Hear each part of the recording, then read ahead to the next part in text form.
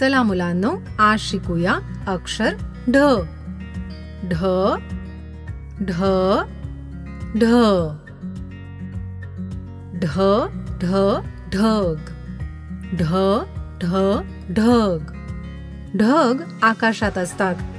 ढग पांढऱ्या रंगाचे असतात. पण पावसाळ्यामध्ये आकाशात काळे ढग जमून पाऊस पडतो.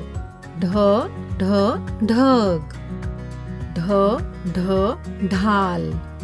ढ ढ ढाल. लढाईमध्ये स्वतःचा बचाव करण्यासाठी ढालीचा उपयोग केला जातो. ढ ढ ढाल.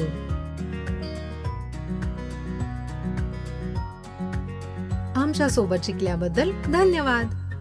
ढ ढ ढ.